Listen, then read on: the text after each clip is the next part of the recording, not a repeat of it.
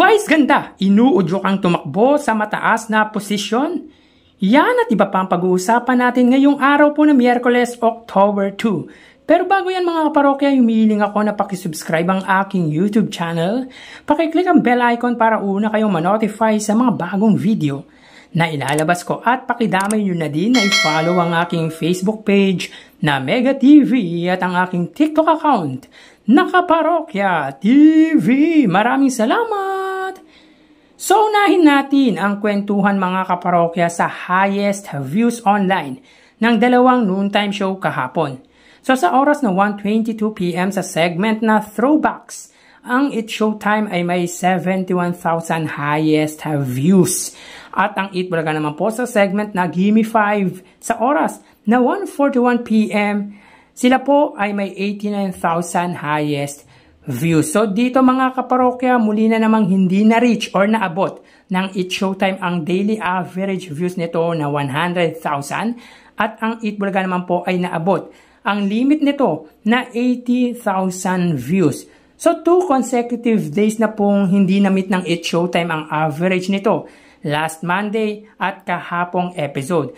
Ang Eat Bulaga naman po ay 2 days nang na-meet ang target number of views nito.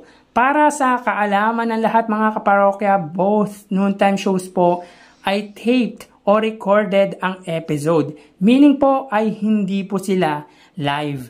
So punta tayo sa prizes na naipamigay nila. Konting recap lang po mga kaparokya. Last Monday po ay may total na 247,000 combined prizes ang naipamigay ng dalawang noontime show kung saan ang 192,000 dito ay mula sa Eat Bulaga at ang 55,000 naman po ay sa It's Showtime. Bagamat maliit ang prize na naipamigay ng madlang people ay malaking tulong pa din ito sa mga recipient or nakatanggap nito. So punta tayo sa kahapong prizes na naipamigay nila. So makikita dito mga kaparokya, ang It's Showtime po ay may 70,000 at ang Eat Bulaga naman po ay may 225,000.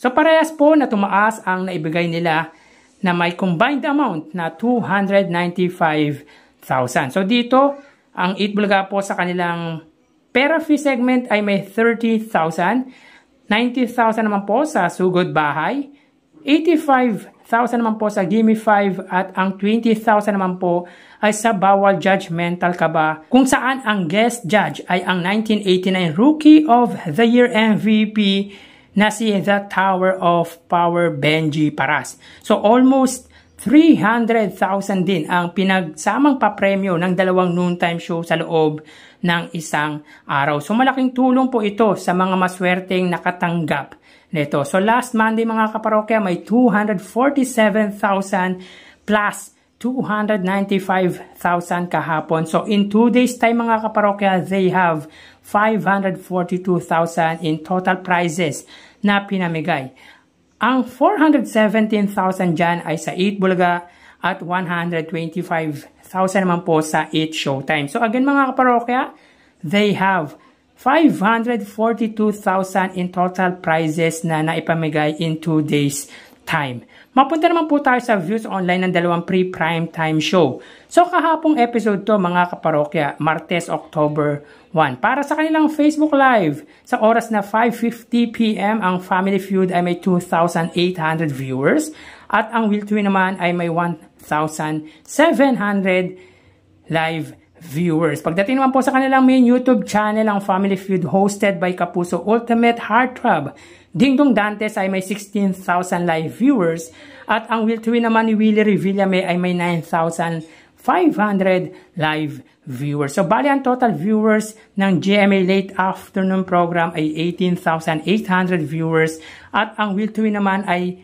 ng TV5 ay 11,200 live viewers. So grabe ang main YouTube channel ng Family Feud dahil sinakop yung target numbers nito na 15,000. Ito po yung average views ng Family Feud. Kinapos lang ang Will To Win to get the 10,000 views sa main YouTube channel but not bad kasi na-reach naman ito ang total average views nito na 11,000. Samantala, Vice Ganda pinapatakbo daw sa mataas na posisyon. Ayon sa pakipagkwentuhan nito kay Vicky Bello, ay napag-usapan nga ang di umano'y pagpapatakbo sa kanya sa mataas na posisyon. Walang specific position mga kaparokya, pero mataas. Maybe senador ito. At ayon sa main host ng It's Showtime na si Vice Ganda, nang tanungin siya kung may nag-offer daw ba di umano turan. At ang sagot nito ay oo, sa mataas na posisyon at taasang sumagot ito ng no. Sabi pa ng meme Vice ng Madlang People ay hindi daw siya magaling doon. Which is feeling niya naman daw ay pwede siyang manalo. Kasi marami naman daw siyang fans na pwedeng bumoto at matuwa sa kanya. Pero para sa kanya sa ngayon ay hindi dahil hindi siya magaling sa politika. At ayaw niyang mapahamak di umano ang Pilipinas. Good decision yon para kay Vice dahil kung hindi ka naman magaling talaga doon, bakit ka papasok? And yet, kahit gaano ka kasikat, wala pa din kasiguraduhan kung mananalo ka or hindi. Oo, gusto ka nila in showbiz, but in politics, maybe not.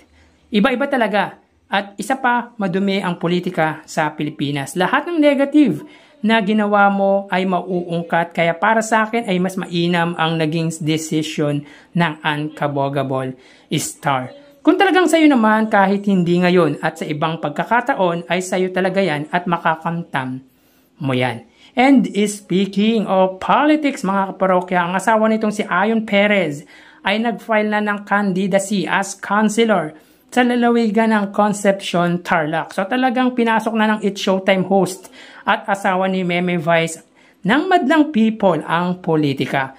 Okay lang kung ganyang posisyon muna at kung hangarin niya talaga ay tumulong sa kababayan niya ay walang masama doon.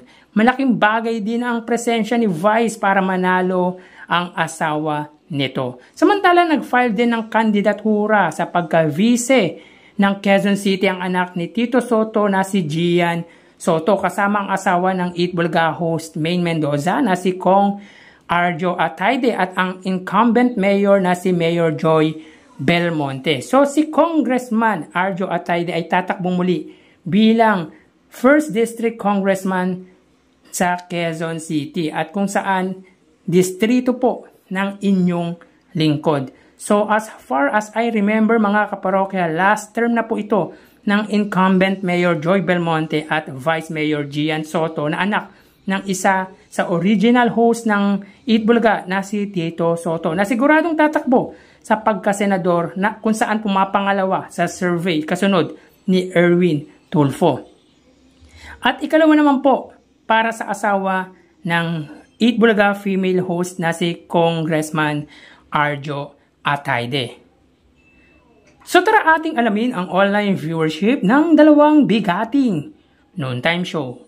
Para sa Eat Bulaga under TVJ Facebook page na may 2.6 million followers at sa It's Showtime naman po na may 18 million followers. So as of 12:36 PM ang It's Showtime po ay may kasalukuyang segment na showing Bulilit. Samantalang ang Eat Bulaga naman po sila po ay may kasalukuyang segment na Sugod Bahay mga kapatid. So dito may kita po natin mga kaparokya ang It's Showtime po ay may 4,800 viewers at ang Eat Bulaga naman po ay may 3,200 live viewers. So mga parokya, both noontime show po ay live. So again mga kaparokya, as of 12:36 PM ang It's Showtime po ay may 4,900 viewers at ang Eat Bulaga naman po ay may 3,200 live viewers. So just want to clarify lang po mga kaparokya, ang 4,900 viewers ay equivalent na po yan ng 5,000 viewers.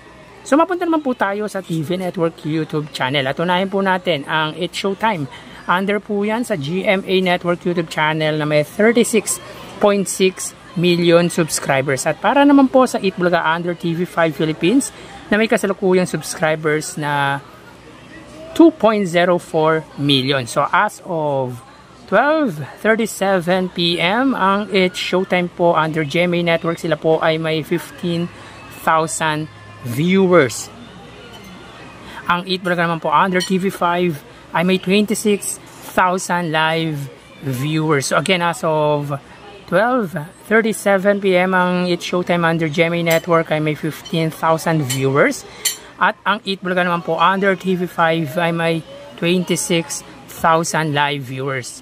Makapunta naman po tayo sa main YouTube channel ng dalawang noontime show para po sa It's Showtime under ABS-CBN. It's Showtime na may 2.38 million at sa Eat Bulaga naman po under Eat Bulaga TVJ YouTube channel na may 1.12 million subscribers. So as of 12:38 PM ang It's Showtime po, sila po ay may 56 or 57,000 viewers.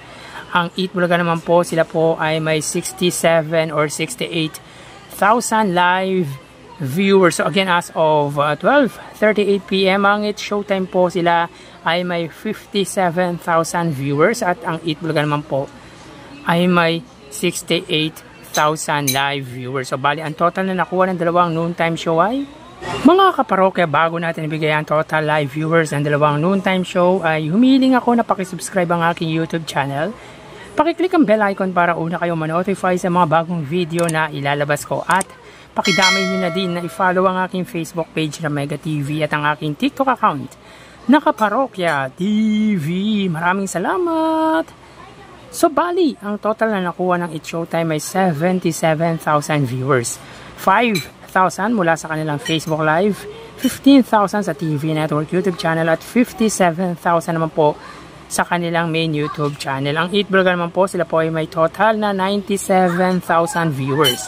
3,000 po mula sa kanilang Facebook Live, 26,000 sa TV Network YouTube channel at 68,000 naman po mula sa kanilang main YouTube channel. So again, ang It's Showtime po ay may 77,000 viewers at ang Eat Bulaga naman po ay may 97,000 live viewers.